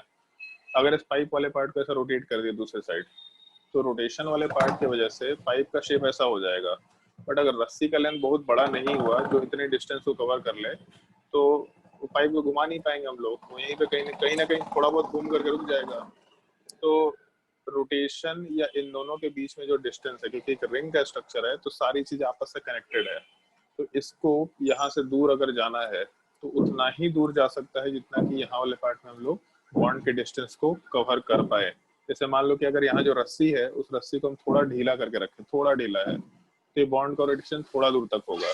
अगर ये और ढीला रस्सी है तो बॉन्ड का रोटेशन और ज्यादा होगा। अगर बहुत ढीला रस्सी है मान लो, हो सकता है अपोजिट डायरेक्शन में भी चला जाए, कोई दिक्कत नहीं है। मतलब बेसिकली इन दोनों पॉइंट्स के बीच में जो हम लोग का रस्सी है उसका लेंथ अगर बड़ा हुआ तो हम लोग को रोटेशन किसी भी लेंथ तक पॉसिबल हो सकता है। बट नॉर्मली 7 मेंबर्ड रिंग तक इस तरह का ओरिएंटेशन नहीं हो पाता है कि हम लोगों का, अगर मान लो 7 मेंबर्ड रिंग है तो 7 मेंबर्ड रिंग तक अगर हम लोग सोचे ऐसा कि हम लोगों का एक पार्ट नीचे गया और एक पार्ट ऊपर गया और उसके बाद यहाँ का पार्ट यहाँ के कार्बन से, तो जैसे 1 2 3 4 4 कार्बन तो यही हो गया। 4 के बाद हम लोग के पास 3 कार्बन बचा है जो कि 7 मेंबर्ड रिंग बनाएगा। तो यहाँ से लेके यहाँ तक 3 कार्बन होते हुए भी डिस्टेंस पॉसिबल हो सकता है क्या? तो ये डिस्टेंस पॉसिबल नहीं हो पाता है। लेकिन अगर 8 मेंबर्ड रिंग रखते हैं तो 8 मेंबर्ड रिंग वाले पार्ट का स्ट्रक्चर पॉसिबल हो जाता है। जैसे अगर मान लो एक डबल बॉन्ड है तो डबल बॉन्ड वाले पार्ट में हम लोग इस तरीके का स्ट्रक्चर बना सकते हैं। ये डबल बॉन्ड वाला पार्ट मालूम है हम लोगों को कि ट्रायंगुलर, ये ट्रायंगुलर प्लानर स्ट्रक्चर में होता है। अगर डबल बॉन्ड का स्ट्रक्चर लेके चले हम लोग तो डबल बॉन्ड के स्ट्रक्चर वाले पार्ट में हम लोगों का 4 कार्बन तो यही हो गया, बट उसके बाद भी हम लोगों का जो स्ट्रक्चर है वो आराम से सही ओरिएंटेशन में आ सकता है, क्योंकि बॉन्ड का एंगल भी मैटर करता है, बॉन्ड का एंगल वगैरह सब मेंटेन होना चाहिए। तो इस केस में 4 कार्बन तो 1 2 3 4 वो डबल बॉन्ड के लॉन्ग फिक्स्ड है। अब उसके बाद ये जो बिल्कुल टॉप मोस्ट पॉइंट था, इस पॉइंट को अगर आपस में अटैच करना है तो हम लोग मिनिमम कितने कार्बन रखते हुए काम कर, सॉरी इस पॉइंट को नहीं, इस पॉइंट को और इस पॉइंट को आपस में अटैच करना है तो मिनिमम कितने कार्बन रखते हुए बॉन्ड का डिस्टेंस कवर कर पाएंगे? तो 1 कार्बन 2 कार्बन 3 कार्बन 4 कार्बन, तब जाकर के बॉन्ड डिस्टेंस वाला पार्ट कवर हो पाएगा। ये 8 मेंबर्ड रिंग में हो पाता है, लेकिन 7 मेंबर्ड या उससे लोअर नंबर ऑफ रिंग में इस तरह का स्ट्रक्चर पॉसिबल नहीं हो पाता। तो एक चीज ध्यान रखना, अगर 7 मेंबर्ड रिंग तक का पार्ट है तो रिंग वाला पार्ट एक रिस्ट्रिक्टेड रोटेशन स्ट्रक्चर के जैसा बिहेव करेगा। वो रिंग के अलोंग अगर डबल बॉन्ड है, जैसे मान लो ऐसा डबल बॉन्ड होता तो डबल बॉन्ड तो है यहाँ पे, ऊपर वाले कार्बन पे एक हाइड्रोजन ग्रुप है और एक कार्बन ग्रुप है, दूसरे वाले कार्बन पे भी एक हाइड्रोजन ग्रुप है और एक हाइड्रोजन ग्रुप है, लेकिन इसको क्योंकि घुमा के ले ही नहीं जा सकता हम लोग दूसरे साइड, स्ट्रक्चर जो जैसे ना कि क्लोरीन एक तरफ से दूसरे तरफ चला गया तो दूसरे तरफ तो चला भी जाए लेकिन उस तरह का बीच का बॉन्ड का स्ट्रक्चर पॉसिबल नहीं हो पाएगा। तो एक रिंग के अंदर अगर डबल बॉन्ड है तो ये ज्योमेट्रिकल आइसोमर शो नहीं करेगा। मतलब अगर साइक्लो अल्कीन है up to 6 membered 7 membered ring तक, तब उस केस में उस डबल बॉन्ड के लॉन्ग ज्योमेट्रिकल आइसोमर हम लोग एग्जिस्ट नहीं करा सकते। अगर 8 या हायर मेंबर्ड रिंग है तो साइक्लो अल्कीन के डबल बॉन्ड के अलोंग भी ज्योमेट्रिकल आइसोमर पॉसिबल हो सकता है। ये छोटा सा इन्फॉर्मेशन वैसे हम बाद में रिपीट किया करते हैं, बट अभी तुम लोगों को पहले बोल रहे हैं। इस इन्फॉर्मेशन पे हम किसी क्वेश्चन की बात नहीं करेंगे। हम लोग का जो क्वेश्चन है ऑलमोस्ट इस तरीके का है, जैसे मान लो 4 मेंबर्ड रिंग है और इस कार्बन के ऊपर क्लोरीन है, यहाँ भी क्लोरीन अगर दे रखा, तो ये 4 membered ring although non planner होता है, बट अगर हम लोग इसको प्लानर मान के चले तो ऐसा हो सकता है कि हम लोग का 4 मेंबर्ड रिंग वाला पार्ट एक प्लानर स्ट्रक्चर में थोड़ा 3 डायमेंशनली ऐसा दिखा सकते हैं हम लोग। जस्ट बगल वाले कार्बन के ऊपर क्लोरीन है तो पहले वाले कार्बन के ऊपर क्लोरीन, दूसरे वाले कार्बन के ऊपर क्लोरीन, तो पहले वाले पार्ट पे जो क्लोरीन है ये हो सकता है ऊपर के डायरेक्शन में हो, ऑल्दो डायरेक्शन कुछ ऐसा होता है, यहाँ पे इस तरीके का होता है, यहाँ पे भी थोड़ा बाहर के डायरेक्शन में ओरिएंटेड होता है। ये चीज मतलब एग्जैक्टली ऊपर नीचे नहीं होता, बट रिप्रेजेंटेशन करने के लिए उसको एग्जैक्टली वर्टिकली ऊपर और नीचे बना दिया जाता है। तो ऐसा बॉन्ड बना देते हैं हम लोग आसानी से समझने के लिए। तो जस्ट बगल वाले कार्बन के ऊपर क्लोरीन वाला पार्ट और क्लोरीन वाला पार्ट है, तो एक तो क्लोरीन है और दूसरा यहाँ पे हाइड्रोजन है, दूसरे में भी क्लोरीन और हाइड्रोजन है, तो यहाँ पे इस पर्टिकुलर बॉन्ड पे क्लोरीन आ गया और हाइड्रोजन आ गया, एक पॉसिबिलिटी। बट दूसरा पॉसिबिलिटी ये भी तो हो सकता है कि हम लोग का यहाँ वाले पार्ट में क्लोरीन हो या हाइड्रोजन, बट दूसरे वाले पार्ट में हाइड्रोजन ऊपर हो जाए और क्लोरीन नीचे हो जाए। तो इससे होगा क्या, इसको हम लोग दूसरे ओरिएंटेशन मतलब इस मॉलिक्यूल को थोड़ा सा घुमा के देखते हैं। तो जब इसको घुमाएंगे तो हम लोगों का ओरिएंटेशन कुछ ऐसा निकल के आना है, यहाँ वाले पार्ट पे क्लोरीन और सामने वाले में क्लोरीन, हाइड्रोजन और हाइड्रोजन। और दूसरी पॉसिबिलिटी हम लोग ये कंसिडर कर सकते हैं यहाँ वाले पार्ट में हम लोग का क्लोरीन, यहाँ पे हाइड्रोजन, क्लोरीन और हाइड्रोजन। तो ये चारों पॉइंट्स को मिला के हम लोग का एक रेक्टेंगल कंप्लीट हो रहा है जहाँ पे क्लोरीन वाले पार्ट का डिस्टेंस कम है, और इन चारों को मिला के हम लोग का एक रेक्टेंगल कंप्लीट हो रहा है जहाँ पे क्लोरीन वाले पार्ट का डिस्टेंस ज्यादा है।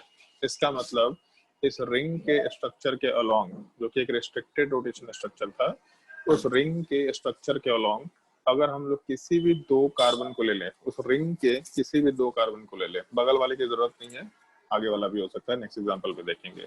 उस रिंग के अलोंग किसी भी दो कार्बन को ले ले, तो उस दो कार्बन पे अगर दो अलग अलग ग्रुप्स हैं, तो इस केस में दोनों अलग ग्रुप्स होने की वजह से हम लोग का उस रिंग के along relative distance in space change होगा, जिसकी वजह से मॉलिक्यूल ज्योमेट्रिकल आइसोमर कहला जाएगा। मतलब ये ज्योमेट्रिकल आइसोमर पॉसिबल है। चेक कैसे करेंगे? तो हम लोग चेक इस बार ऐसा करेंगे कि रिंग का स्ट्रक्चर पॉसिबल है, मतलब रिस्ट्रिक्टेड रोटेशन स्ट्रक्चर है।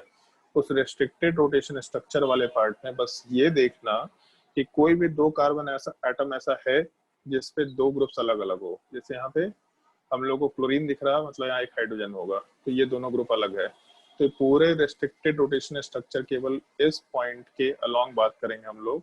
इस ऊपर वाले पॉइंट पे दो अलग ग्रुप, नीचे वाले पॉइंट पे भी दो अलग ग्रुप। इसका मतलब पहला कंडीशन फुलफिल हो गया, दूसरा कंडीशन फुलफिल हो गया, तीसरा बाय डिफॉल्ट फुलफिल हो जाएगा। सिंपल सिनेरियो है, मॉलिक्यूल ज्योमेट्रिकल आइसोमर शो करेगा। इस तरीके से हम लोग रिप्रेजेंटेशन कर सकते हैं। मान लो ये स्ट्रक्चर दे रखा, एक 4 मेंबर रिंग है और उसके इस पोजीशन की बात करते हैं। तो ज्योमेट्रिकल आइसोमर चेक करने के लिए पहला रिस्ट्रिक्टेड रोटेशन स्ट्रक्चर है, दूसरा एक पॉइंट पे क्लोरीन और हाइड्रोजन है, दूसरे पॉइंट पे भी क्लोरीन और हाइड्रोजन है। तो दोनों पॉइंट पे हम लोग के जो ग्रुप्स है वो अलग अलग है, तो सेकंड कंडीशन भी फुलफिल हो गया। थर्ड बाय डिफॉल्ट फुलफिल होगा, मतलब ज्योमेट्रिकल आइसोमर पॉसिबल होगा। कैसे पॉसिबल होगा? तो इसको दो तरीके से हम एक्सप्लेन कर देते हैं। जैसे एक तो ये पॉसिबिलिटी कि 4 मेंबर रिंग में क्लोरीन वाला पार्ट एक तरफ सॉलिड पे है, दूसरे वाले पार्ट में क्लोरीन वाला पार्ट सॉलिड पे है, तो हाइड्रोजन वाला पार्ट डैश पे जाएगा, हाइड्रोजन वाला पार्ट डैश पे। और ये मालूम है तुम लोगों को कि हम लोग सॉलिड और डैश के हिसाब से काम करते हैं। सॉलिड और डैश प्रोजेक्शन हम लोग डिस्कस किए थे, फिशर प्रोजेक्शन हम लोग अभी डिस्कस करेंगे आगे जाके, बट अभी के लिए सॉलिड और डैश प्रोजेक्शन की बात कर रहा है। तो दोनों क्लोरीन सॉलिड पे, मतलब एक प्लेन है, एक क्लोरीन ऊपर है और दूसरा क्लोरीन भी ऊपर है, तो दोनों का डिस्टेंस आपस में डेफिनेटली कम होगा। उसके अलावा सेकंड पॉसिबिलिटी ये कि हम लोग का 4 मेंबर रिंग में एक क्लोरीन वाला पार्ट सॉलिड पे है और दूसरा क्लोरीन वाला पार्ट डैश पे है। कौन सा डैश पे है कौन सा सॉलिड पे है इससे फर्क नहीं पड़ेगा, बात बराबर हो जाएगा। बट एक सॉलिड पे है और एक डैश पे, तो एक पार्ट सॉलिड पे है और दूसरा वाला पार्ट नीचे चला गया। तो जब एक सॉलिड पे ग्रुप है और एक नीचे ग्रुप है, तो ऑब्वियस सी बात है डिस्टेंस वाला पार्ट ज्यादा होगा। तो इस केस में इन दोनों के बीच में डिस्टेंस का वेरिएशन है, मॉलिक्यूल ज्योमेट्रिकल आइसोमर शो कर सकता है। ये पहला तरीका जिसके बेसिस पे ज्योमेट्रिकल आइसोमर दिखा रहे हैं। और दूसरा तरीका ये बोल सकते हैं, जैसे मान लो 4 मेंबर रिंग है, तो 4 मेंबर रिंग वाले पार्ट के डायगोनली अपोजिट पोजीशन पे, अब वो कैसा भी ले लो, यहाँ भी ले सकते थे, उससे कोई दिक्कत नहीं है, बट ज्यादा आसानी से समझने के लिए ये डायगोनली अपोजिट पोजीशन लिए, तो इसका दूसरा ओरिएंटेशन भी बना ही लेता है ये चीज। पहले वाले केस में क्लोरीन सेम साइड, वो ऊपर हो या नीचे हो डजेंट मैटर, नीचे ले लेते इस बार। क्लोरीन वाला पार्ट नीचे है तो दूसरा क्लोरीन भी नीचे है, तो हाइड्रोजन वाला पार्ट दोनों ऊपर साइड, तो एक रेक्टेंगल के कम डिस्टेंस पे क्लोरीन वाला पार्ट है। जबकि दूसरे वाले केस में किसी भी एक क्लोरीन को ऊपर लेके चले जाते हैं, तो इस केस में उसी रेक्टेंगल के, क्योंकि अगर हम लोग मान लो इसको 4 मेंबर रिंग को बिल्कुल 20 से डिवाइड करें, ऐसा ये 4 मेंबर रिंग है, इसको यहाँ से डिवाइड करें, तो इस केस में जो क्लोरीन यहाँ पे और हाइड्रोजन यहाँ पे वो प्लेन में कट जाएगा। इस तरीके से देख सकते हो उस चीज को। जैसे मान लो यहाँ वाले पोजीशन पे क्लोरीन और हाइड्रोजन है, यहाँ भी क्लोरीन और हाइड्रोजन है, तो इन चारों पॉइंट्स को मिला करके हम लोग आराम से एक प्लेन बना सकते हैं।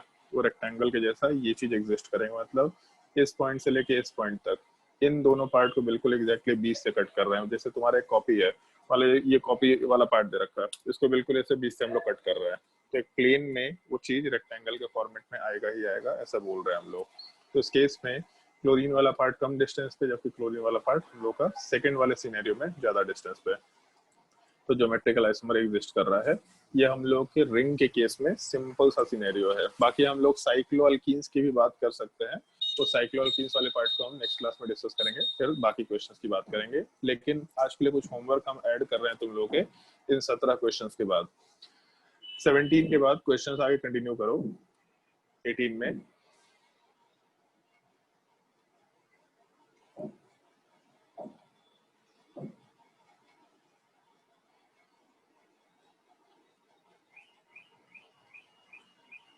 और डायग्राम बना के देख सकते हैं। अगर इमेजिनेशन नहीं भी है तो कोई दिक्कत नहीं है। जैसे मान लो ये 19 नंबर है, तो रिंग है मतलब रिस्ट्रिक्टेड रोटेशन स्ट्रक्चर है, इसके इन दोनों पॉइंट्स के लॉन्ग दो अलग अलग ग्रुप्स है, तो इसका मतलब अपना जो सेकंड कंडीशन है मेरा रिस्ट्रिक्टेड स्क्रीन रोटेशन। फ्रीज हो गया है।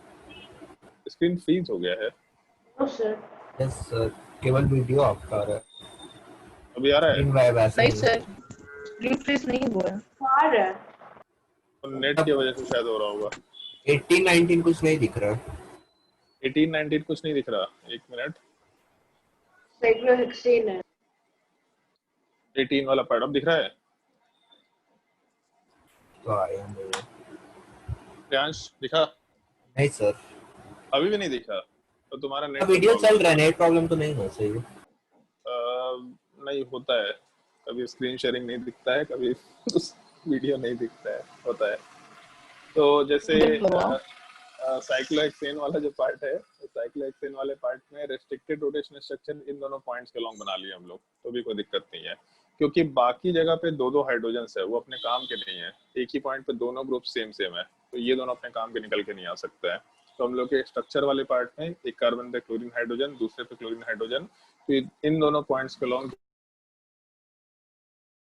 रोटेशन स्ट्रक्चर एग्जिस्ट किया, उसके लॉन्ग ग्रुप्स वाले पार्ट अलग अलग थे, तो थर्ड कंडीशन फुलफिल होगा, मॉलिक्यूल ज्योमेट्रिकल इसमें शो करेगा ही करेगा। और स्ट्रक्चर कैसा बना सकते हैं, तो इस तरीके से हम लोग काम कर सकते हैं कि फर्स्ट कार्बन पे अगर क्लोरीन हाइड्रोजन है, तो फर्स्ट के बाद सेकंड छोड़ के थर्ड कार्बन, मतलब थर्ड कार्बन पे हम लोग क्लोरीन हाइड्रोजन आराम से मेंशन कर सकते हैं।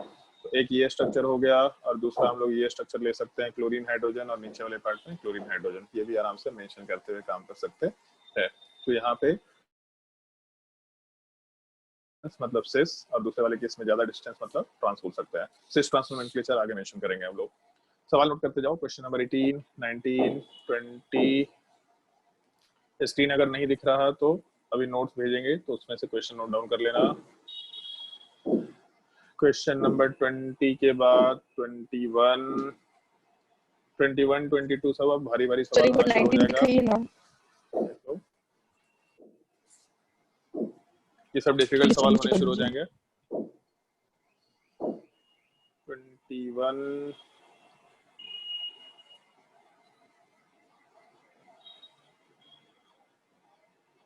22, 22,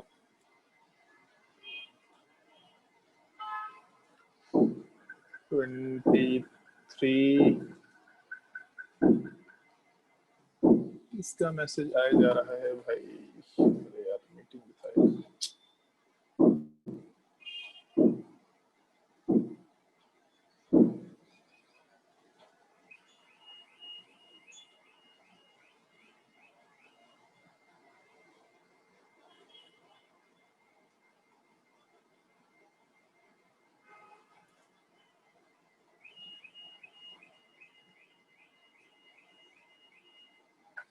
ट्वेंटी थ्री के बाद क्वेश्चन नंबर 24 में, चलो ये सवाल नोट कर सकते हैं। 24 क्वेश्चन नंबर 25 में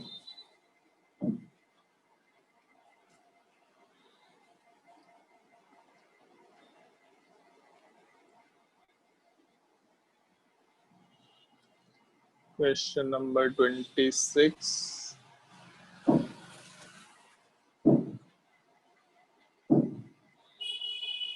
चलो ये एग्जांपल ले लो।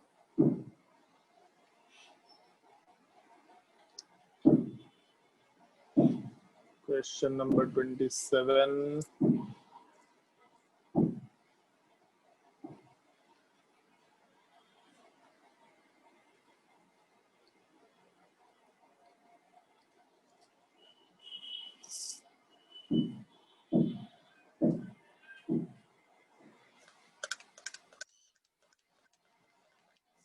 नहीं 27 ये नहीं।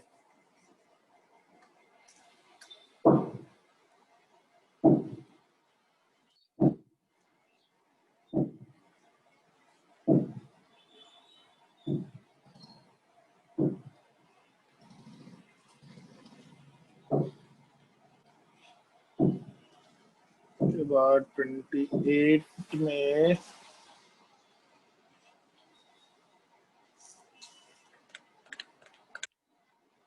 ठीक है, इतने क्वेश्चन सफिशिएंट है। 27 तक के क्वेश्चंस काफी सारे हो गए। इसके बाद फिर हम लोग आराम से स्पाइरो कंपाउंड, बाइसाइक्लो कंपाउंड, इस तरह के स्ट्रक्चर्स की बात करना शुरू कर देंगे। तो क्वेश्चन नंबर 27 तक का क्वेश्चंस ट्राई करके आना। नेक्स्ट क्लास में सारे के सारे क्वेश्चंस हम लोग डिस्कशन करेंगे, या फिर हो सकता है कि हम तुम्हारे इसी वर्कशीट में आंसर बना करके भेज देंगे। अगर तुमको किसी कोई भी डाउट होगा तो आराम से नेक्स्ट क्लास में डिस्कशन कर लेंगे किसी भी डाउट में, ठीक है। तो पेपर 24 दिखाए ना। कौन सा 24?